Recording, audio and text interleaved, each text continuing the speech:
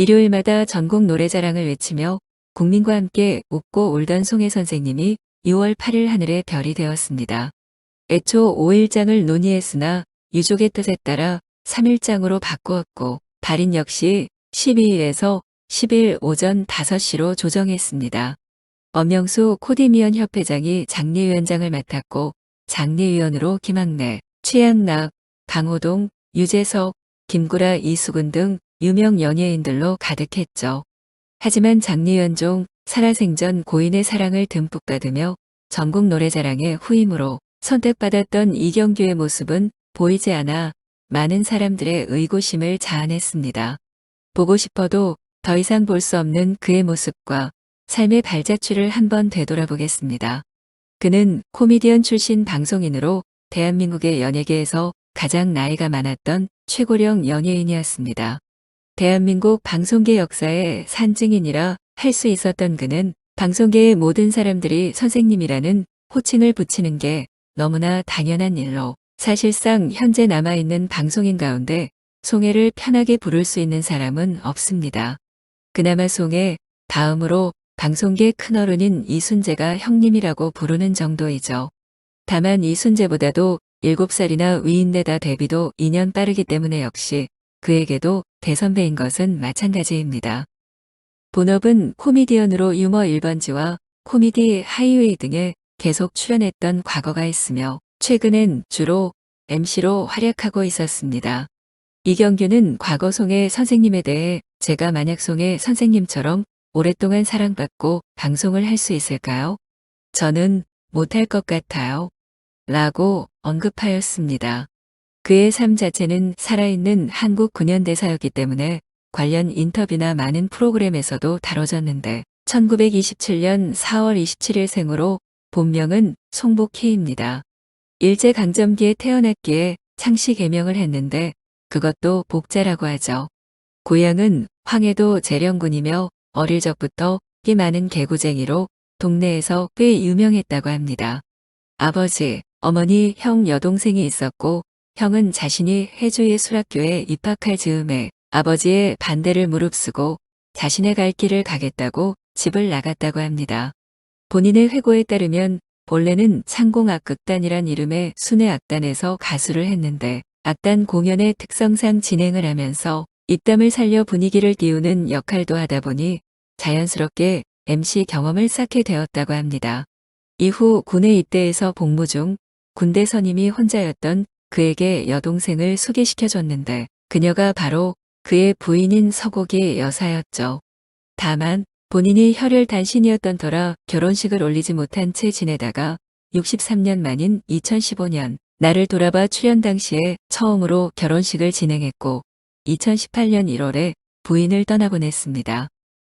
군 제대 이후에는 창공악극단에서 가수로 연예 활동을 시작했으며 TV 방송이 시작한 후에는 여러 방송사를 넘나들면서 조연급 코미디언으로 대활약하였는데 코믹 프로그램을 할 때는 주로 고학력자를 풍자한 캐릭터를 주로 연기했습니다. 하지만 1986년 아들의 오토바이 교통사고 이후 그 충격으로 한동안 모든 방송 활동을 중단하면서 17년 동안 맡아온 진행자 자리에서 내려오게 되었죠. 과거 한 예능 프로그램에서 그는 아들을 먼저 하늘나라로 보낸 아픔을 전하며 막다른 선택을 했던 과거를 고백했습니다. 송혜 선생님은 사실 사람들이라는 게 아픔도 갖고 있고 어려움도 있어요. 그런데 자식을 잃는다는 건 너무 아프네요. 라며 눈물을 흘렸습니다. 이어 이북에서 홀로 내려와서 혈혈단신 어렵게 외아들을 얻었는데 아들을 잃은 후 모든 걸 내려놓게 됐죠. 운동 삼아서 남산자락을 오르던 때였어요.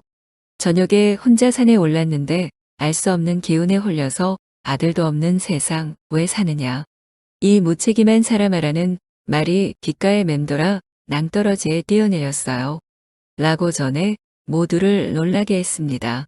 또 그는 그런데 제가 소나무에 얹혔어요. 그 순간을 면했는데 얼마나 창피한지 보는 사람마다 미안하다고 잘못했다고 무릎을 꿇었죠. 아들은 분명 살려달라고 했는데 아버지인 나는 죽으려고 하냐고 크게 느꼈었죠. 라고 전해 모두를 숙연하게 했습니다.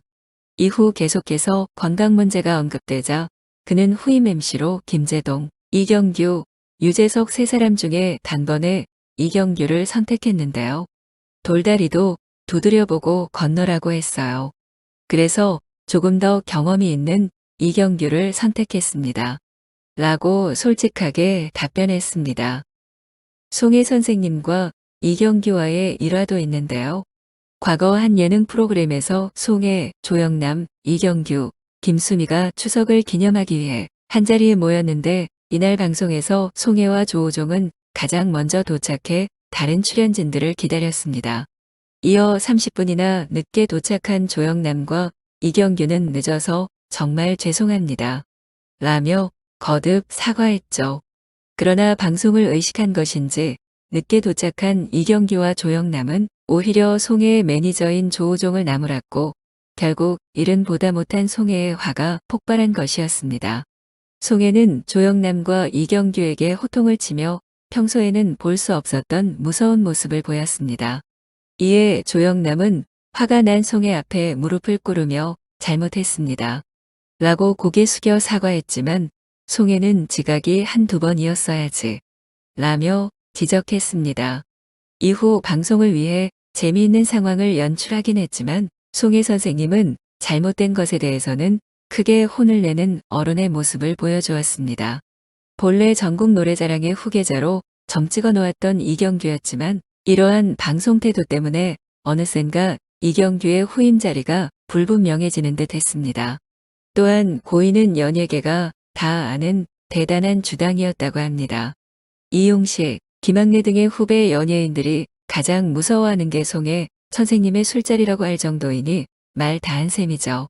본인은 주량이 소주 5잔이라고 했지만 세간에 들려오는 말로는 소주 5병이라고 합니다.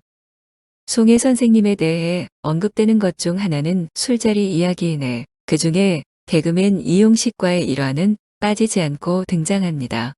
과거 이용식은 고인과의 술자리가 길어지자 큰 그릇을 밑에 숨겨두고 술을 마시는 척 그릇에 따라 버리곤 했죠. 송혜 선생님은 한참 술을 마시다가 넌 꼭 그렇게 모아서 마시는 거 좋아하더라. 라는 말과 함께 들켰다고 해 웃음을 주었습니다. 방송을 떠나 큰 어른이었던 영원한 연예인, 국민들은 그에게 오랜 시간 고생 많으셨고 감사했다고 마지막 인사를 보내고 있습니다. 일요일의 남자로 시청자들에게 매주 웃음과 감동을 주었던 고인이 부디 그곳에서 편히 쉬기를 기도하겠습니다. 삼가 고인의 명복을 빕니다.